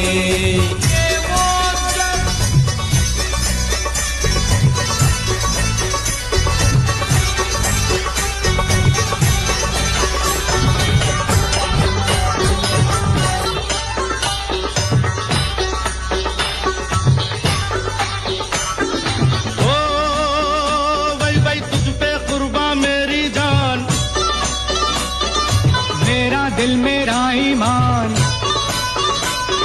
तुझ पे कुर्बा मेरी जान, मेरा दिल मेरा ईमान। यारी मेरी कहती है यार पे कर दे सब कुर्बान। कुर्बानी कुर्बानी कुर्बानी अल्लाह को प्यारी है कुर्बानी। कुर्बानी कुर्बानी कुर्बानी अल्लाह को प्यारी है कुर्बानी।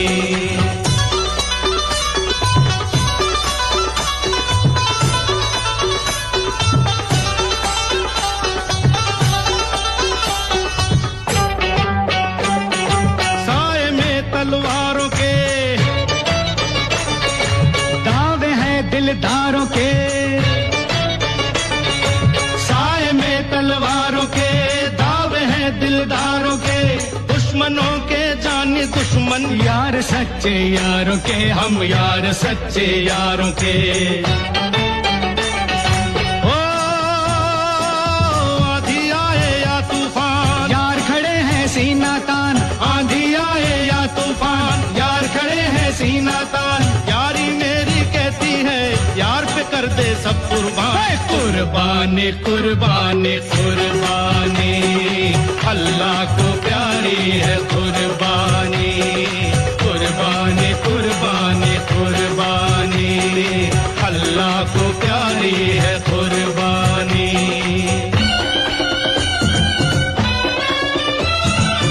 विनोद खन्ना साहब की खास बात ये रही कि उन्होंने कभी भी खुद को स्टारडम में फंसने नहीं दिया। अपनी मेहनत और सादगी से हमेशा सबका दिल जीतते रहे। और एक तरफ जहां वो राजेश खन्ना, सुनील दत्त, फिरोज खान, धर्मेंद्र, जितेंद्र जैसे दिग्गजों के साथ काम कर रहे थे, तो वहीं अमिताभ बच्चन साहब के साथ भी उनकी जोड़ी कमाल की रही, जिसमें हेरा फेरी, खून पसीना, अमर अकबर एंथोनी, जमीर, परवरिश और मुकद्दर का सिकंदर जैसी फिल्में शामिल रही। दिल हमारा खिल गया, यार ऐसा मिल गया, दिल हमारा खिल गया, हाथ में जब हाथ आया, ये जमाना हिल गया, ये जमाना हिल गया। ओ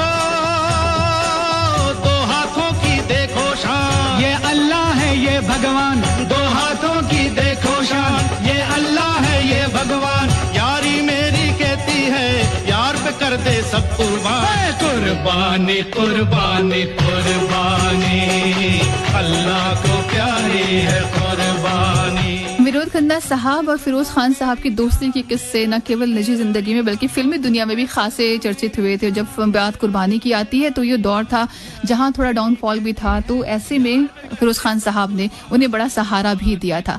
77 में अमिताभ बच्चन साहब के साथ उनकी की गई फिल्म परवरिश ने कहते हैं उन्हें बड़ा ब्रेक दिलवाया था और उनका करियर जो कि 80 के दशक में शानदार तरीके से आगे बढ़ रहा था। कहते हैं कि उस वक्त में सबसे ज्यादा फीस लेने वाले अभिनेताओं में भी शामिल हो चुके थे फिरोज खान साहब। लेकिन इसी दौर में उन्होंने एक ऐसा बड़ा फैसला लिया जिसने न केवल उनकी पर्सनल बल्कि प्रोफेशनल लाइफ जो थी दोनों ही जिंदगियों को कहीं हिलाकर रख दिया था। उसकी दशा और दिशा दोनों बदल दी थी। क्या था वो फैसला हम बताएंगे आपको अभी। फिलहाल ये गाना आप तक।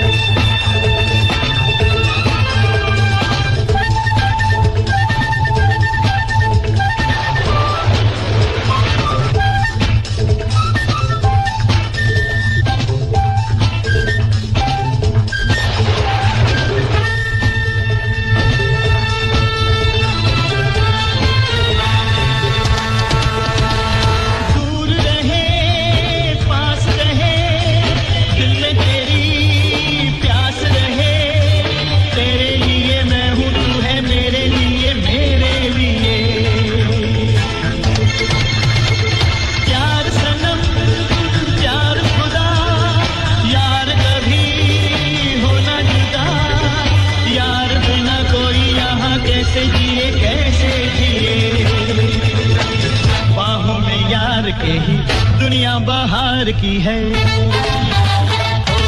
बाहों में यार के ही दुनिया बहार की है, प्यार बिना क्या जीना ये भी कोई जिंदगी है।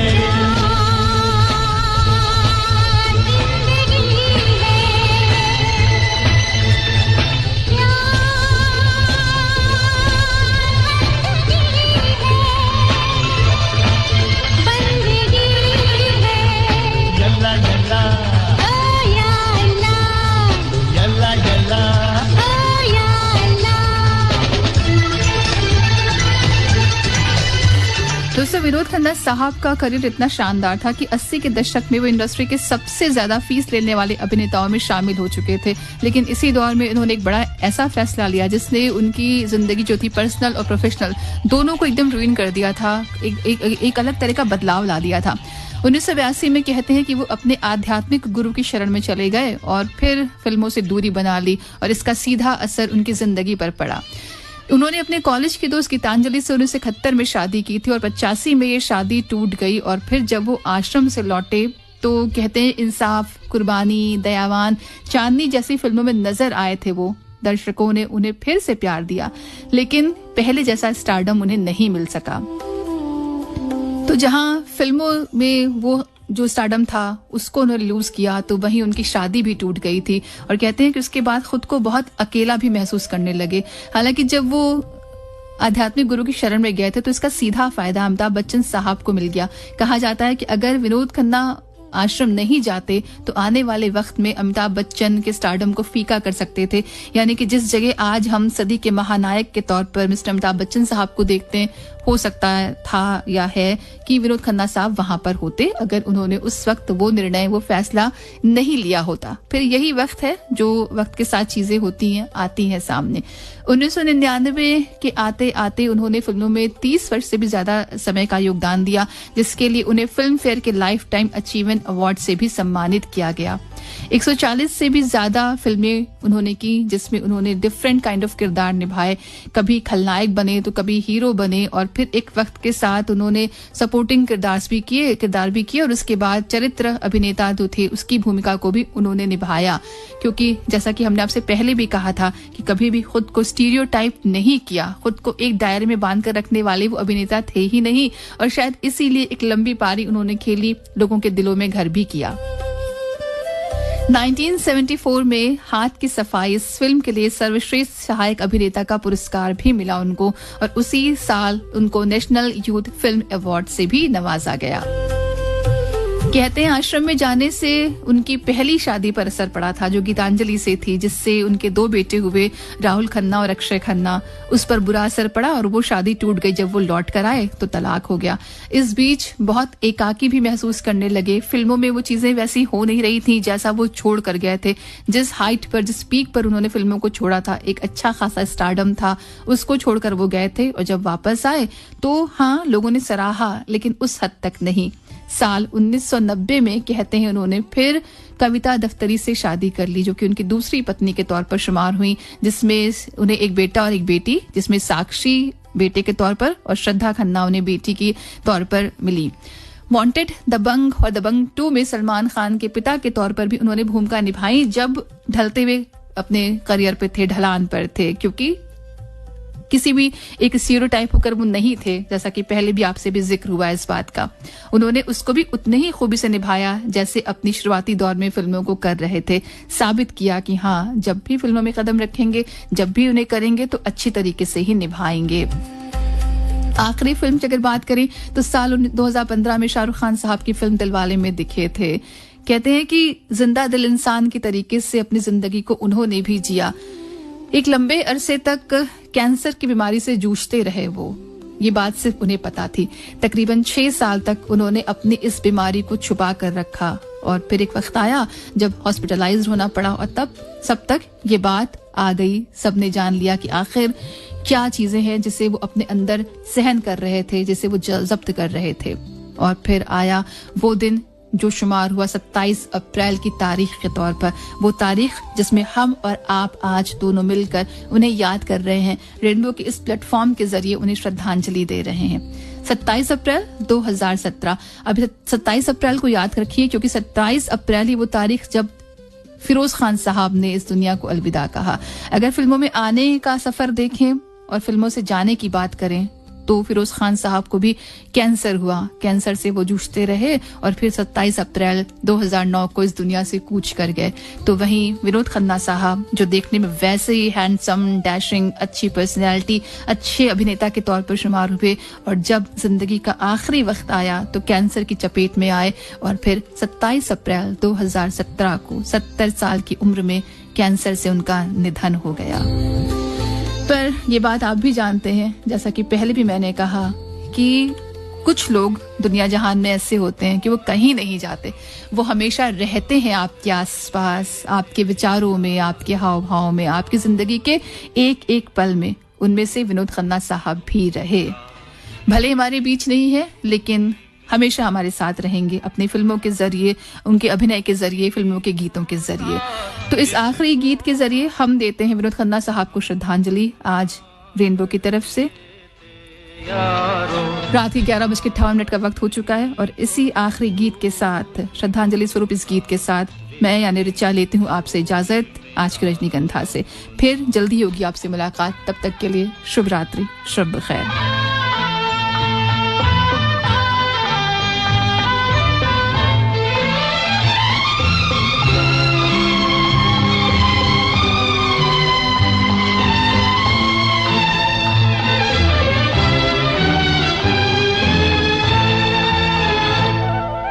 आँखों में नींद न होती, आंसू ही तैरते रहते, ख्वाबों में जाते हम रात भर।